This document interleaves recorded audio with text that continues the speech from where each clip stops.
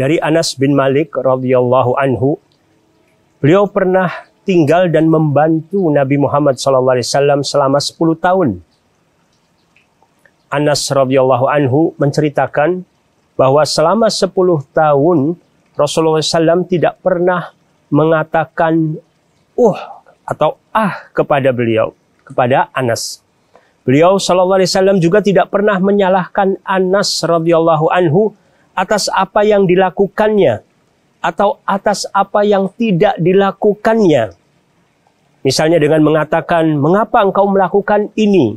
Atau mengapa engkau tidak melakukan hal itu? Kisah Anas radhiyallahu anhu ini dikisahkan oleh Imam Bukhari dan Muslim dalam sahihnya. Dalam kehidupan sehari-hari, seringkali kita tanpa menyadari mudah sekali untuk menyalahkan orang lain. Pernah seorang supir rumah tangga di kota Jeddah cerita kepada saya, beliau memiliki majikan yang kalau berangkat bersama dengan majikannya ini, supir ini sering dimarah. Kalau supir ini mengambil satu jalan, lalu terjadi kemacetan di jalan raya di kota Jeddah di Arab Saudi, majikannya memarahi supir ini, mengapa engkau ngambil jalan sini? Seharusnya tadi engkau mengambil jalan yang sebelah sana untuk sampai kepada tujuan. Di sana tidak macet. Satu saat mungkin supir ini mengambil jalan yang sana. Kemudian terjadi macet lagi, dimarah lagi. Mengapa engkau tidak ngambil jalan situ? Dan seterusnya. Jadi serba salah.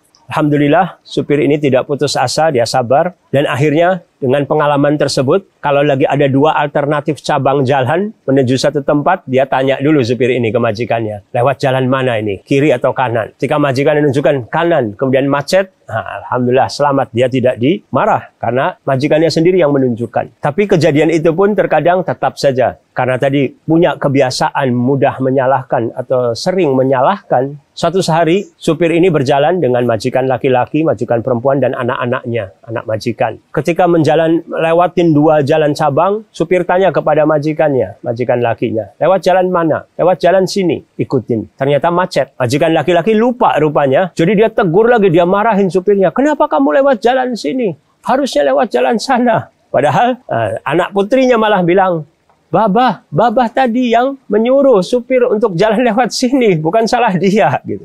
Barulah majikan diam dan malu. Ada seorang istri telepon kepada suaminya di tempat kerjanya. Anaknya sakit panas. Dia telepon karena dia panik apa yang harus dilakukan. Suaminya malah menyalahkan istrinya. Kamu kasih makan apa tadi anak kita? Tadi ketika saya berangkat ke kantor, dia tidak panas. Ini juga sesuatu yang tidak baik. Seandainya pun itu atas satu kekeliruan dari istrinya yang salah memberi makan pun, dalam kondisi seperti itu tidak patut untuk mencari kesalahan. Seharusnya justru yang dilakukan oleh suami adalah menenangkan hati istri. Insya Allah, kita doakan, coba dikasih ini dulu, itu, atau nanti saya segera pulang dan lain sebagainya. Supaya hati istri tenang. Karena kalau sudah terbiasa menyalahkan ini, akhirnya bukan memberikan solusi yang baik. Pernah saya pergi ke suatu daerah terpencil, ternyata kebiasaan di daerah itu pun ada hal-hal yang kurang baik atau tidak baik. Ada seorang anak tetangga mencuri kelapa dari tetangganya. Tapi ketika naik pohon kelapa, anak tetangga ini terjatuh. Ayah dari anak tersebut datang marah ke pemilik pohon kelapa. Gara-gara kamu punya pohon kelapa, jadi anak saya jatuh. Saya minta ganti rugi. Padahal seharusnya yang dirugikan justru tetangganya ini yang punya pohon kelapa yang kelapanya sering dicuri oleh tetangga misalnya. Tetapi justru yang dicari kesalahan karena kamu punya pohon kelapa, jadi anak saya terjatuh. Dari kisah-kisah ini juga pelajaran yang bisa kita petik